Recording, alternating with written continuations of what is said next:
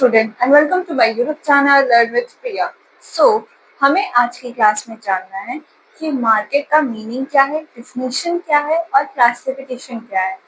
Market market word सुन के सबको ये लगा रहा होगा कि मार्केट जरूर कोई शॉप या बाजार या मॉल ये सबसे रिलेटेड है ना। तो सही है, क्योंकि मार्केट एक मॉल और एक शॉप की तरह ही होता है। बट ये शॉप और मॉल एग्जैक्टली हम कहते क्या है। मार्केट का मतलब होता है कि एक प्लेस जहाँ पे सेलर और बायर दोनों ही एक दूसरे से कांटेक्ट करते हैं। इन दोनों के बीच में जिस जगह पे कांटेक्ट होता है उसे हम मार्केट बोलते हैं। ठीक है, तो हम चलते हैं, जानते हैं कि मार्केट होता क्या है, उसकी मीनिंग जानते हैं, उसके डेफिनेशंस को समझते हैं, फिर उसके क्लासिफिकेशंस को देखेंगे। स्टार्ट करते हैं। Meaning of market. Market means a place, system और अरेंजमेंट। मतलब मार्केट का मतलब हम क्या समझते हैं कि एक प्लेस, एक सिस्टम का अरेंजमेंट। ठीक है, where buyer and seller are contact to each other for buying and selling, for exchange of goods and services. मतलब कि मार्केट क्या है, एक ऐसा जगह है जहां बायर और सेलर्स एक दूसरे से मिलते हैं। किसलिए? ताकि वो गुड्स एंड सर्विसेज का एक्सचेंज कर सके, बायर अपने गुड्स को सेल कर सके और कस्टमर उस चीज को खरीद सके। और जहाँ पे ये सब होता है उस जगह को हम क्या बोलते हैं? मार्केट। ठीक है, सिंपल डेफिनेशन था। मार्केट क्या है? एक ऐसा प्लेस, एक ऐसा सिस्टम जहाँ पे जो बायर और सेलर होते हैं वो एक दूसरे से कांटेक्ट करते हैं और एक्सचेंज करते हैं गुड्स एंड सर्विसेज का। ठीक है, अब चलिए जानते हैं, डेफिनेशन देखते हैं कि मार्केट का डेफिनेशन क्या है। Market is the arrangement where buyer and sellers come into contact directly और indirectly for the exchange of goods and services at certain price. मतलब मार्केट क्या है? एक ऐसा अरेंजमेंट है। अरेंजमेंट मतलब डिमांड, डिमांड के अकॉर्डिंग अपना जो भी है डिमांड इंक्रीज करना, सप्लाई करना, ये सब चीजें कहाँ होती हैं? मार्केट में। ठीक है, और फिर जहाँ पे क्या होता है, बायर बायर और सेलर एक दूसरे से कांटेक्ट करते हैं डायरेक्टली और इनडायरेक्टली। डायरेक्टली क्यों कहा जा रहा है कि या तो आप फेस टू फेस कांटेक्ट करिए या फिर आजकल क्या चल रहा है, ऑनलाइन ट्रेड चल रहा है, ऑनलाइन प्लेटफॉर्म्स के थ्रू आप क्या करिए, एक दूसरे से कांटेक्ट कर लीजिए। तो ये क्या है, वही कह रहा है कि डायरेक्टली और इनडायरेक्टली एक दूसरे से कांटेक्ट करते हैं। मतलब या तो कस्टमर डायरेक्टली अपने सेलर के दुकान पे जाए या फिर ऑनलाइन प्लेटफॉर्म यूज कर ले, जिस जो कस्टमर ने डाल रखा है उस चीज को परचेज कर ले। तो ये वही चीज क्या है, मार्केट है। मार्केट क्या? एक ऐसा प्लेटफॉर्म, एक ऐसा प्लेस जहाँ पर एक बायर और सेलर एक दूसरे के सामान को खरीद और बेच करते हैं। ठीक है, अब हम आते हैं क्लासिफिकेशन ऑफ मार्केट। मार्केट का क्या क्लासिफिकेशन है? 5 क्लासिफिकेशन है, जिसके बेसिस पे क्या किया गया है, मार्केट को क्लासिफाई किया गया है। पहला, on the basis of area. On the basis of area, जगह के बेसिस पे हम क्या करते हैं, मार्केट को क्लासिफाई करते हैं। तो 3 तरीके की जगह है, एक लोकल, नेशनल, इंटरनेशनल। मतलब कि मार्केट जो है वो हमारे 3 एरियाज में डिवाइडेड है। पहला लोकल, नेशनल, इंटरनेशनल। मतलब कि जो हमारा एरिया है उसके बेसिस पे भी मार्केट बनता है। जैसे कि अगर हमारा एरिया छोटा है, ठीक है, अगर हमारा स्पेस छोटा है, हमने कम एरिया में अपना शॉप लगा रखा है, तो वहां पे जनरली लोग आते हैं, सामान लेते हैं मेरा, तो वो लोकल मार्केट है। मतलब लिमिटेड एरिया के लिए, मतलब ज्यादा उसके दूर के दूर दूर दूर से लोग नहीं आते हैं, वो सिर्फ जहाँ का है वहीं पे लोग, वहीं के लोग आते हैं, उससे सामान खरीदते हैं। तो कौन सा मार्केट है? Local market. लोकल मार्केट मतलब कि वहाँ के लोकल लोग आते हैं, वहाँ पे रहने वाले जो भी लोग हैं वो आते हैं और उनके यहाँ से सामान लेते हैं। तो वो कौन सा मार्केट उठ गया? लोकल, क्योंकि ये लिमिटेड है।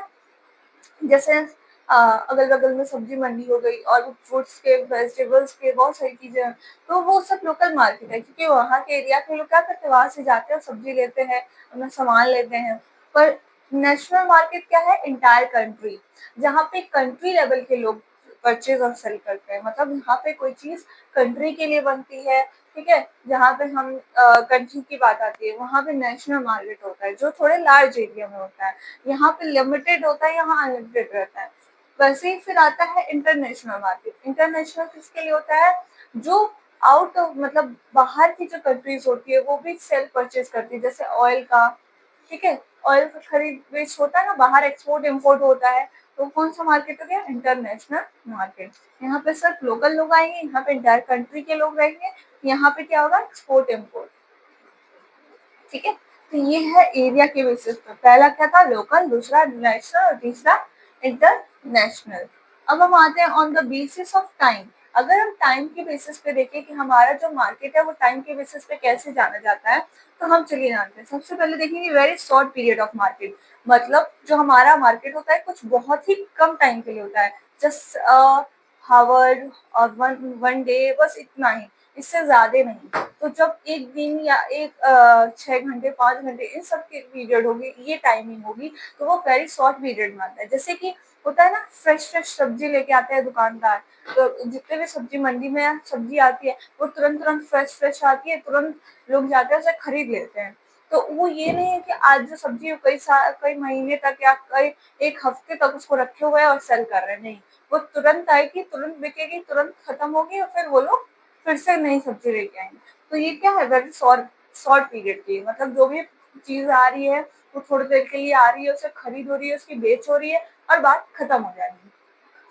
फिर फिर आता है short period market. Short period market का क्या मतलब है?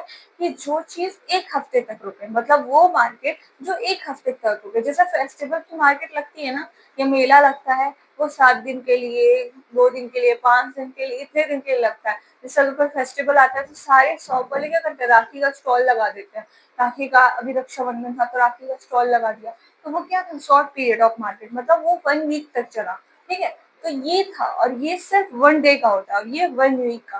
तो ये शॉर्ट पीरियड हो गया जो थोड़े दिन के लिए रोका जा सकता है, इसको और कंटिन्यू किया जा सकता है। बट यहाँ पे क्या है? इसको 7 दिन के लिए रोक दो तो ये सब खराब हो जाएगा और वेस्ट हो जाएगा। ठीक है, तो लॉन्ग पीरियड मार्केट मतलब जो हमेशा चलता रहे, हमेशा कंटिन्यू रहे। जैसे कि हमारा दुकान होता है, दुकान पे क्या होता है? एक बार सामान लाया जाता है, जब तक वो बिक ना जाए उसको फिर वापस से सप्लाई नहीं करवाते हैं, तो उसपे क्या है? वो लॉन्ग पीरियड टाइम में, मतलब वो रह सकता है, वो सामान ऐसा है जो खराब नहीं होगा। ठीक है, फिर हम आएंगे किस पे?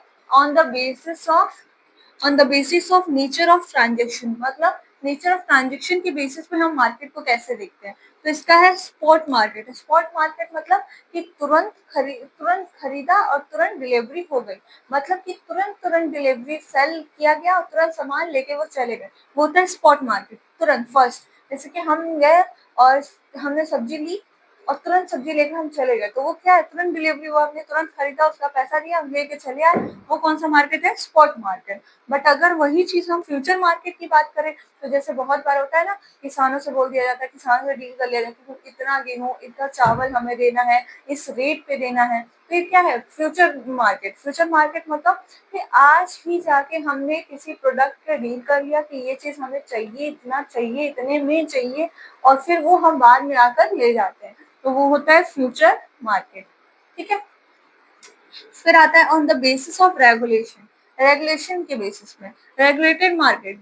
ये मार्केट वो होता है जिसमें गवर्नमेंट स्ट्रिक्टली क्या करती है? रेगुलेट करती है, जिसमें गवर्नमेंट का भी रूल होता है। उस मार्केट वो मार्केट जिसमें गवर्नमेंट का भी रूल होता है उसे हम रेगुलेटेड मार्केट बोलते हैं, और जिसपे गवर्नमेंट का रूल नहीं होता है उसे हम अनरेगुलेटेड मार्केट बोलते हैं। ठीक है, अब हम आते हैं on the basis of competition. Competition के बेसिस पे हम 3 चीज देखेंगे, 3 नहीं 4। परफेक्ट कंपटीशन, मोस्टली एक दूसरे से compete कर पा रहे हैं, दोनों ही बराबर में डील कर पा रहे हैं, तो वो क्या है? परफेक्ट कंपटीशन, जहाँ पे बायर भी एकदम इक्वल है और सेलर भी इक्वल है। तो buyer and seller both are equal, this is called a perfect competition. पर यहाँ पे मोनोपोली में क्या होता है? जहाँ पे सिर्फ सेलर का रूल चलता है। मोनोपोली क्या होता है? जहाँ पे सिर्फ सेलर का रूल चलता है, सेलर के अकॉर्डिंग डिसाइड की जाती है, वो मोनोपोली होता है। जैसे रेलवे। ठीक है, फिर आता है मोनोपोलिस्टिक। यहाँ पे क्या होता है कि जो फीचर है वो बेस्ट है तो वो दूसरे से कम्पिटिट करेगा। तो हम अपने मान लीजिए जैसे प्रोडक्ट सेम होगा, मोनोपोलिस्टिक का मतलब ये है कि प्रोडक्ट तो सेम होगा, मोनोपोली मतलब कोई चीज सेम है, तो यहाँ प्रोडक्ट सेम हो सकता है। जैसे टूथपेस्ट, टूथपेस्ट सेम है लेकिन अलग अलग कंपनी का है, तो किसी का कोलगेट का है, किसी का क्लोजअप का है, पर इन सब में अलग अलग फीचर्स है जिसके बेसिस पे अपने सेल को क्या कर रहे हैं? इंक्रीज कर रहे हैं। तो ये फीचर्स के बेसिस पे प्रोडक्ट सेम रहेगा, बट अपने ब्रांड और अपने फीचर्स के बेसिस पे क्या करेंगे, अपने कंपटीशन को कम्पीट करेंगे और वो उस पर अपना सेल इंक्रीज करेंगे। तो वो होता है मोनोपोलिस्टिक। ओलिगोपोली का मतलब क्या होता है कि ये चीज वो है जहाँ पे बायर्स ज्यादा होते हैं, जहाँ पे सेलर्स से ज्यादा बायर्स होते हैं, ठीक है, तो उसे बोलते हैं ओलिगोपोली। ठीक है, तो ये था on the basis of competition.